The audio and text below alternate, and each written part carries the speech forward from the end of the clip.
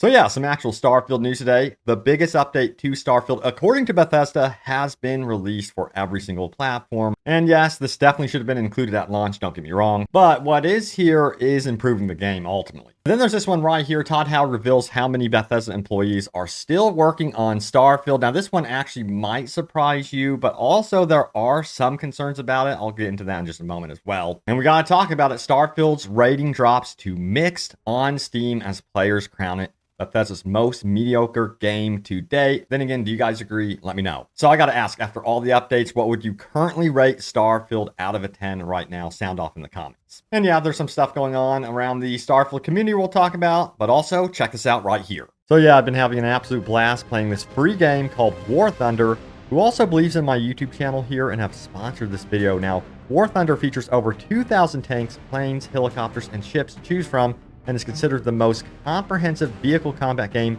ever made. Now, I also battled it out with fellow players in PvP, and it was a ton of fun, let me tell you what. And there's something here for everyone, different modes for all play styles, from fast-paced, action-packed matches to more realistic matches for more tactical experience. Also, the graphics are very impressive, and the sound effects and music are on point too. And the War Thunder team modeled each vehicle right down to each individual component. And yeah, each component takes damage as well, including the crew inside, with damage X-ray view showing exactly what was damaged on your vehicle and your enemy's vehicle as well. And there's even a whole customization system for vehicles too, with hundreds of camouflage options to choose from and historical markings that you can place anywhere on your vehicle. And yeah, for example, you can place 3D decorates like bushes on your tank too. It's pretty awesome. So what are you waiting for? Join me right now and play War Thunder for free on PC, PlayStation, or Xbox, and use the link in the description below or pinned comment to find out more. And you can even claim a large bonus pack by using that link in the description below if you haven't played in the last 6 months. The pack also includes multiple premium vehicles, premium account, an exclusive 3D decorator for your vehicle, and much more. Now, this is available for a limited time only, and a special thank you once again to War Thunder for sponsoring this video. See you in War Thunder soon. All right, so I say we hop into this brand new update. I had a chance to try it for myself to see if it's overhyped. Is this really the biggest Starfield update ever? It's roughly about 15 gigabytes, available to everyone out of beta, of course.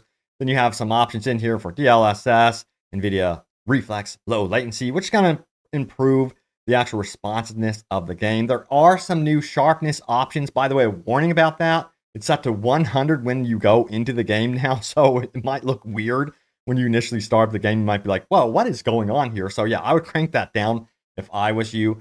But finally, a lot of you guys were requesting, hey, I want brightness and contrast options. Yes, those are in there as well. And we will be seeing those increases to FPS if you use the performance mode for NVIDIA DLSS. No matter what graphics card you really are on, 20, 30, 40 series, it really doesn't matter. And then, yes, I did get to try from the beta the crowd interactions to see how that worked out. And yeah, those weird eyes are gone now, even in the final patch.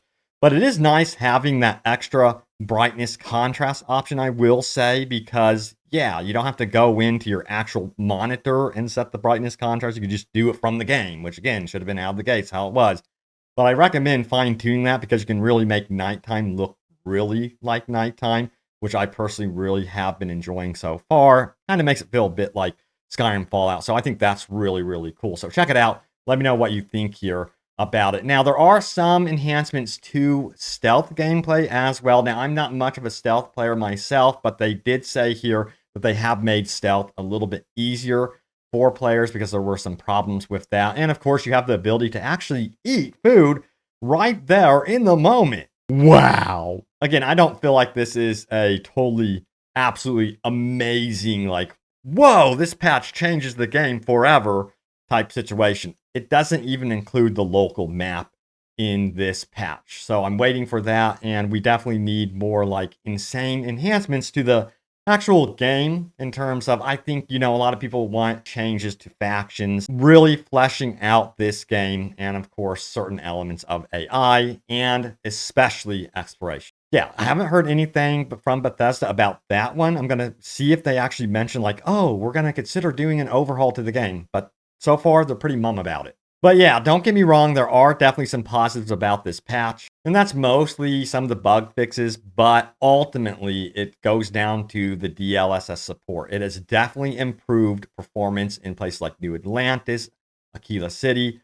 Those kind of ran a little bit rough for me. Now it's like perfect. So that's really good to know.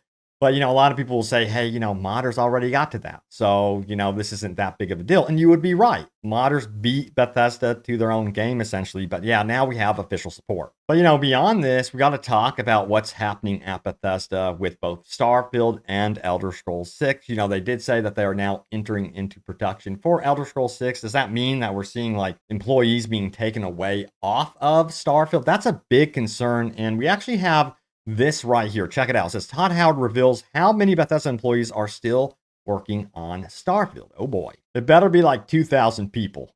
No, but I really wouldn't expect that many to be working on it, but let's find out how many are. So it says in a recent video by Wired, Todd Howard sat down to discuss his long career as a video game developer before, also shedding some light on how many developers were working on Starfield's post-launch support. To everyone's surprise, Howard revealed that around 250 developers were still signed to Starfield, which represents roughly 55% of Bethesda's 450-person crew. This means that Starfield is getting plenty more support before Bethesda moves on to Elder Scrolls 6 proper. But yeah, that got me thinking about how many people were working on Cyberpunk's Phantom Liberty expansion. We'll talk about that in a moment. Then it says this right here. Unfortunately, this also means the Elder Scrolls 6 may not come out for a long while, as it's estimated that around 150 developers are currently working on the game. Now, Skyrim remains a popular title. Bethesda fans have been waiting over a decade for the next big adventure in Tamriel. In the interim, the Elder Scrolls Online significantly expanded on the franchise lore, which I don't know how many of you are playing Elder Scrolls Online. I'm kind of curious. They've done some cool updates to it. And many ambitious modding projects such as Skywind made strides in their development. Yeah, and those are all estimates. 150 is basically just them estimating, by the way. But yeah, learning how many people are currently active with Starfield's development of expansions, updates, and that sort of thing, 250, it really doesn't sound like a lot. So I asked myself, how many people were working on Cyberpunk's Phantom Liberty expansion? Check this out right here. It goes on to say this, 350 plus were working on Phantom Liberty. Is that a lot for an expansion? How big will this actually be? So seems like that's actually plenty enough. And I think that number ultimately reached up over 400 people as CD Projekt Red continued hiring. And yeah, I've said it before. I really do hope that Microsoft helps Bethesda on the hiring front and they consider really doubling down on hiring people for their projects. Because yeah, it seems like to me, they're taking on a lot. They're taking on Starfield right now. Elder Scrolls 6, we're all waiting for that one. And I'm sorry, Elder Scrolls 6, it has to be groundbreaking. We have been waiting forever. So I really hope they double down on investing in talent to really provide them with support, avoid burnout, which burnout can lead to, in my personal opinion, rust projects, which also, lack passion. So that's a concern. Because, this team, they've been through release after release, and there's been a lot of divisive opinions about the game, which can, in my opinion, hurt the morality of a team. So, yeah, it's going to be interesting to see if Microsoft really helps them double down in the regard of getting fresh talent in there, renewed spirits. I think that could go a long way without laying off people. That's just important to note right there, because we know the gaming industry has been pretty relentless in that regard. But yeah, all of this has definitely stirred up the conversation within the community. So let's head on over to the subreddit and see what's being said. Yeah, and we're going to start off with some comments about those 250 developers that are currently working on Starfield. Check it out. It says, seems most of these people are working on DLC rather than patching the game unless exploits are involved apparently.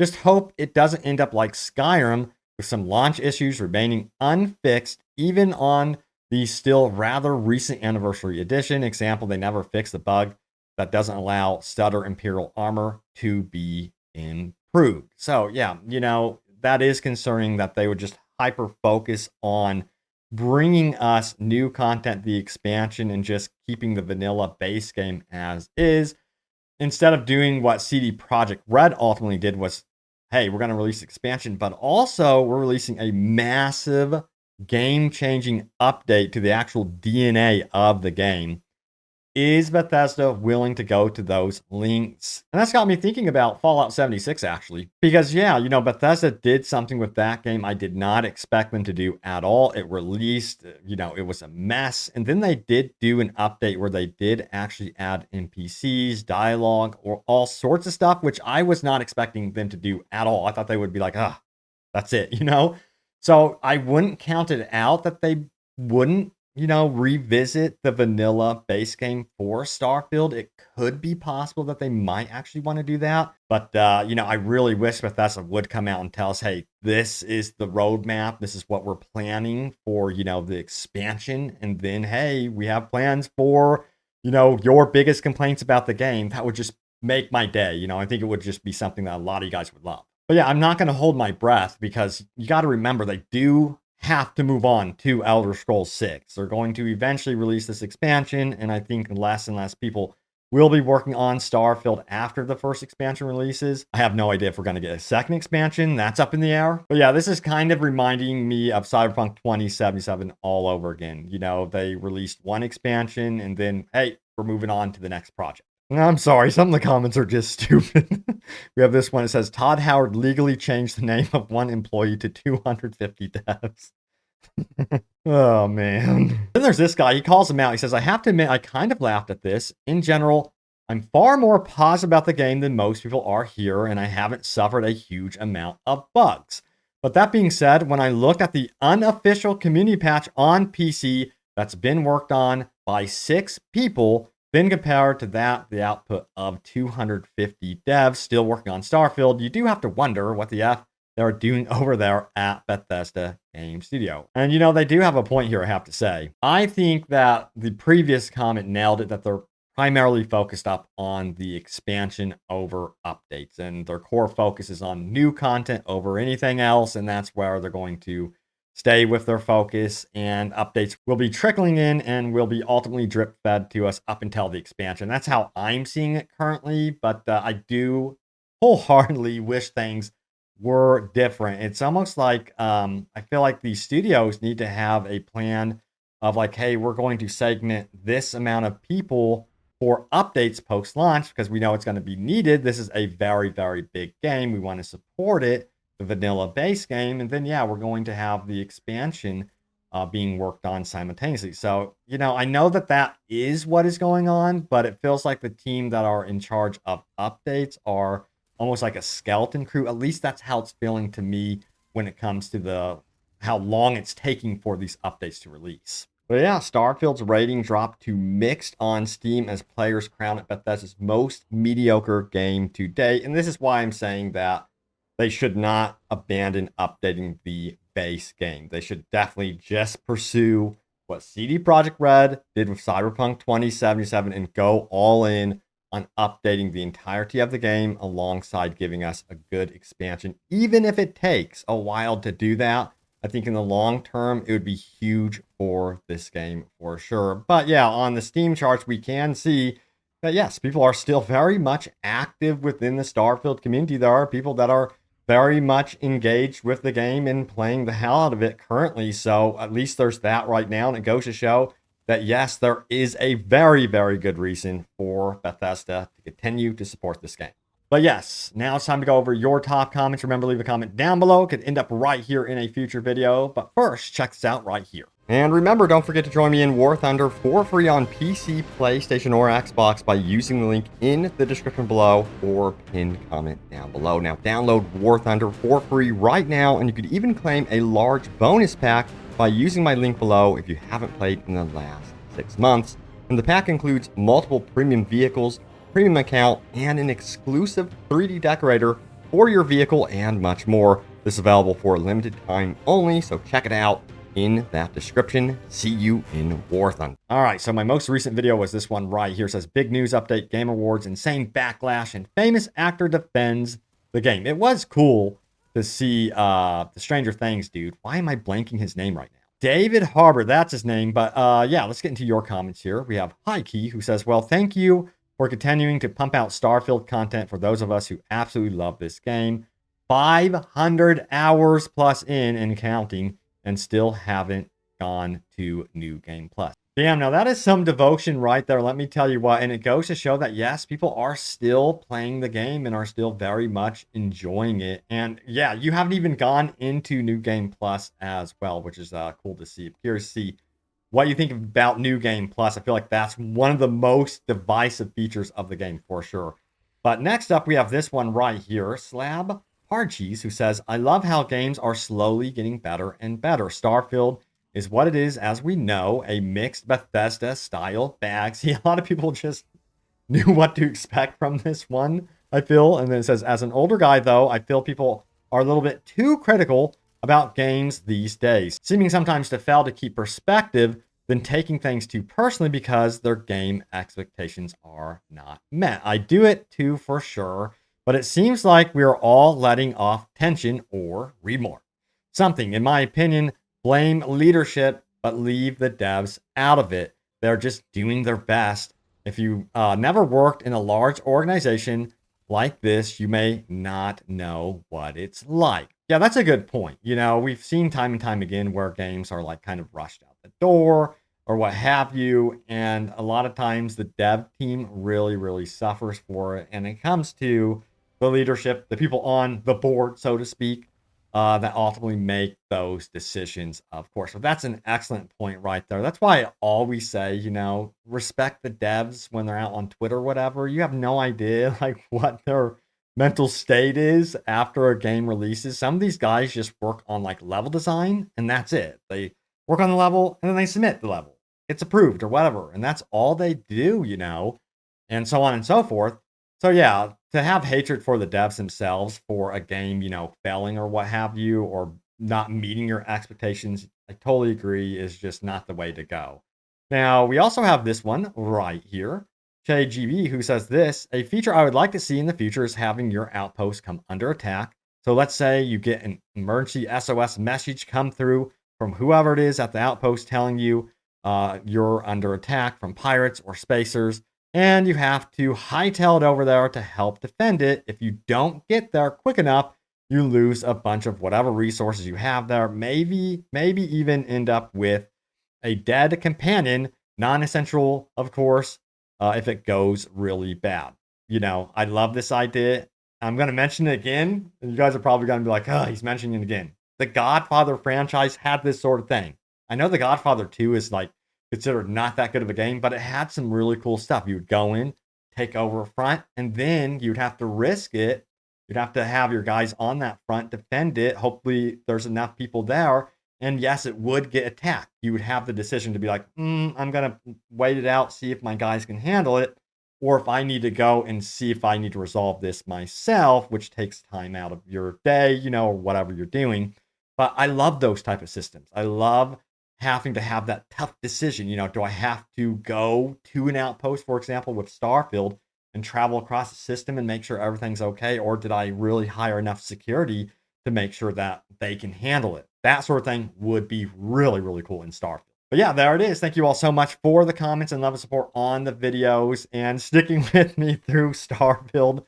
Yeah, I will be rotating over to newer games as we get into 2024 for sure. So you can look out for that. There are some that are definitely on my radar. Dragon's Dogma 2 looks really, really cool. Man, I cannot wait for that one. Thank you so much for watching. Stay tuned here for more, and I will see you all next time. Take care.